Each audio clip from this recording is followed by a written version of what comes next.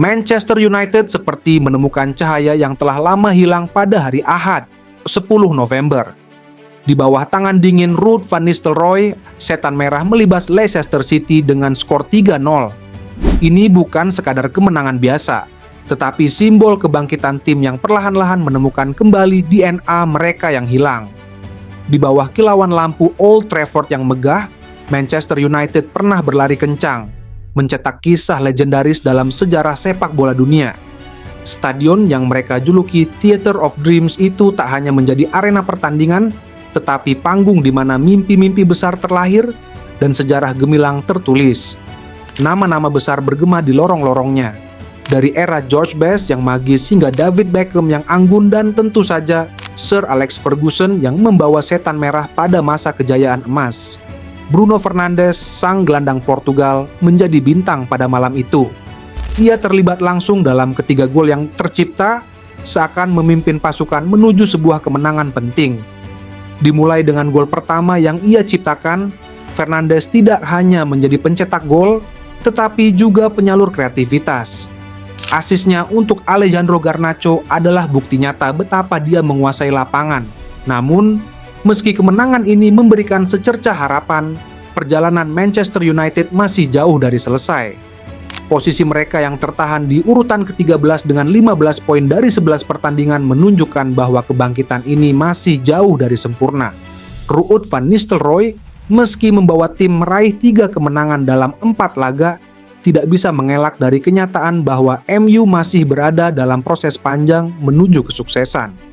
Di atas bangku pelatih, Van Nistelrooy menghadapi tantangan yang berbeda. Sebagai pelatih interim, ia telah berhasil membawa Manchester United ke jalur kemenangan kembali, meski tidak sempurna. Catatan 3 kemenangan, 1 hasil imbang, 11 gol yang tercipta dan hanya kebobolan 2 gol dalam 4 laga adalah angka yang menunjukkan kualitas kepelatihannya. Van Nistelrooy, dengan pengalaman luar biasa sebagai pemain, kini mencoba menerapkan filosofi permainan yang lebih terstruktur untuk mengembalikan MU ke jalur juara. Sebelum lanjut, jangan lupa like, subscribe, dan nyalakan loncengnya. Tak ada yang abadi di dunia sepak bola. Meski kinerjanya menggembirakan, Van Nistelrooy hanya mendapat kesempatan untuk bertugas sementara. Seperti dalam dunia sepak bola itu sendiri, perubahan adalah hal yang tak bisa dihindari. Pada Senin, 11 November 2024, Ruben Amorim, pelatih dari Sporting Lisbon, segera menggantikan posisinya untuk memimpin tim. Kepemimpinan Van Nistelrooy memang menyuntikkan rasa percaya diri yang hilang pada tim. Namun perjalanan Manchester United masih panjang. Dengan berada di posisi ke-13 klasemen sementara Premier League, ada pekerjaan rumah besar yang menanti siapapun yang duduk di kursi kepelatihan. Meskipun ada harapan baru yang datang dari kemenangan 3-0 atas Leicester, masih banyak yang harus dibenahi. Untuk para penggemar, kemenangan atas Leicester adalah angin segar yang menunjukkan bahwa mungkin ada cahaya di ujung terowongan. Di bawah Van Nistelrooy, MU belum pernah kalah, tetapi tugas selanjutnya jatuh pada Ruben Amorim untuk melanjutkan peningkatan ini. Amorim yang dikenal dengan pendekatan filosofi sepak bola yang dinamis dan menyerang bersama Sporting Lisbon, diharapkan bisa membawa Manchester United ke level yang lebih tinggi. Namun, sejarah menunjukkan bahwa para pengganti pelatih di Old Trafford seringkali tidak mudah. Apakah Ruben Amorim akan bisa menggantikan jejak Ruud van Nistelrooy yang berhasil menyuntikkan semangat dan stabilitas dalam waktu singkat? Hanya waktu yang akan memberi jawaban. Bagi Manchester United, ini bukan hanya tentang mencari pelatih yang tepat, tetapi lebih tentang membangun kembali identitas mereka yang sempat hilang.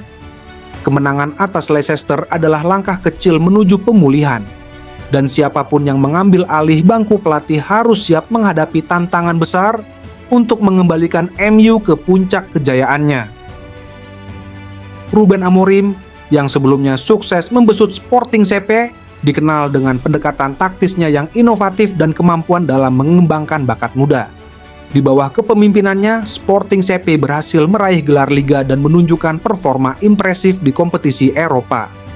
Pengalaman dan visinya yang segar diharapkan dapat membawa angin segar bagi MU. Para penggemar United menyambut baik penunjukan ini, berharap Amorim dapat membawa filosofi permainan yang menarik, dan mengembalikan tim ke posisi teratas di Liga Premier Inggris. Tantangan besar menanti Amorim, termasuk memperkuat skuad dan menghadapi persaingan ketat di liga domestik dan Eropa. Dengan semangat baru dan strategi yang segar, Ruben Amorim siap membawa MU menuju era kejayaan baru. Para pendukung setia klub kini menantikan debutnya di pinggir lapangan dan berharap melihat perubahan positif dalam permainan tim kesayangan mereka. Namun banyak pekerjaan rumah yang harus dibenahi Amorim di awal-awal kedatangannya di Old Trafford. MU sempat terpuruk di bawah asuhan manajer Erik ten Hag sebelum membaik bersama caretaker Ruud van Nistelrooy.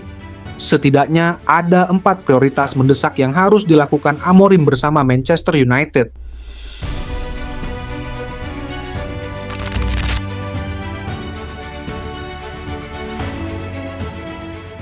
Salah satu kritik yang sering dilontarkan kepada mantan manajer Erik ten Hag adalah ketidakmampuannya untuk menerapkan gaya bermain yang jelas. Dengan Manchester United terlalu sering mengandalkan momen-momen kualitas individu untuk memenangkan pertandingan.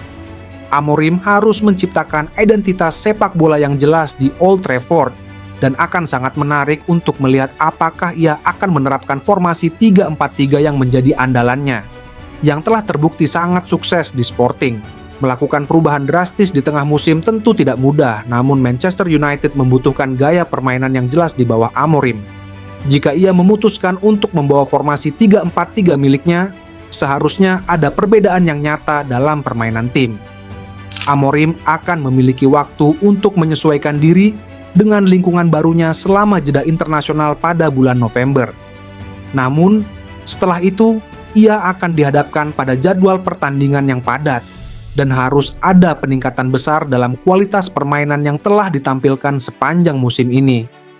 Kembalinya Luke Shaw dan Leny Yoro bisa menjadi kunci dalam rencananya. Shaw merupakan pemain yang ideal untuk beroperasi sebagai bek sayap kiri, sementara Yoro memiliki kecepatan yang dibutuhkan untuk bermain di salah satu posisi luar dalam formasi 3 bek.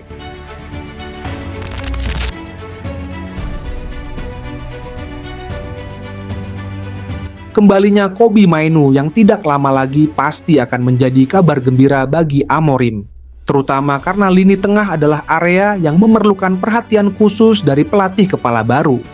Di bawah arahan Van Nistelrooy, memang ada peningkatan yang jelas, tetapi tim masih terlalu terbuka di bagian tengah. Casemiro dan Christian Eriksen sering kesulitan ketika pertandingan menjadi lebih intens karena kurangnya kecepatan mereka. Namun, Manuel Ugarte baru mulai menunjukkan kenapa Manchester United menginginkannya selama musim panas. Saat melawan Leicester, pemain internasional Uruguay ini melakukan 8 tackle, jumlah terbanyak yang pernah dicatatkan oleh pemain Man United dalam pertandingan Liga Premier sejak pencatatan dimulai. Amorim mengenal Ugarte dengan baik dari waktu mereka bersama di Sporting, dan pemain berusia 23 tahun ini bisa menjadi pasangan yang menarik dengan Mainoo di lini tengah. Namun demikian, semuanya akan bergantung pada pengaturan strategi dari satu pertandingan ke pertandingan lainnya.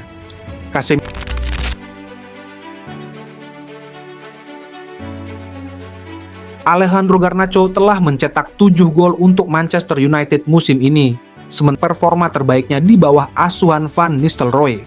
Namun, kurangnya penyerang yang tajam masih menjadi perhatian serius bagi klub. Rasmus Højlund dan Joshua Zirkzee hanya berhasil mencetak 3 gol di antara mereka dalam 29 penampilan, yang merupakan statistik yang mengkhawatirkan. Kedua penyerang ini masing-masing baru mencetak 1 gol di Liga Premier musim ini. Tak ada tim lain yang lebih banyak menyia-nyiakan peluang emas, 26, dibandingkan Manchester United di Liga Premier musim ini. Dengan pertandingan terbaru melawan West Ham United menjadi contoh nyata. Amorim meninggalkan klub yang memiliki Victor Gyökeres.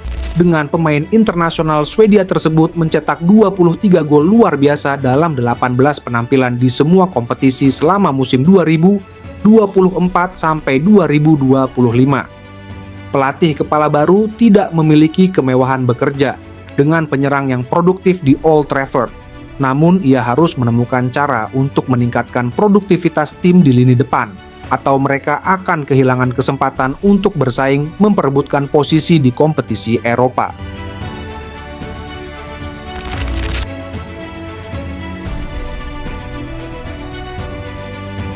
Jika Amorim ingin menerapkan formasi 3 back, maka susunannya harus konsisten.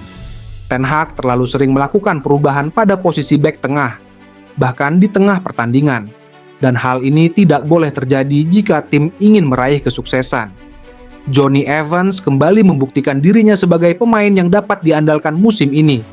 Sementara itu, Harry Maguire sudah lama absen dan masih belum kembali berlatih, yang membuat pilihan menjadi terbatas, namun pemain asal Inggris tersebut diharapkan bisa kembali sebelum akhir tahun. Saat Euro kembali, dapat diasumsikan bahwa pemain asal Prancis tersebut akan menjadi bagian dari trio back reguler bersama Matthijs de Ligt dan Lisandro Martinez. Dengan Shaw bermain di sisi kiri, meninggalkan Noussair Mazraoui dan Diogo Dalot untuk bersaing memperebutkan posisi di sisi kanan. Tentu saja akan ada perubahan selama periode sibuk. Tetapi jika para pemain ingin membangun hubungan dalam sistem baru, maka harus ada rasa saling mengenal, terutama di area lapangan yang krusial ini.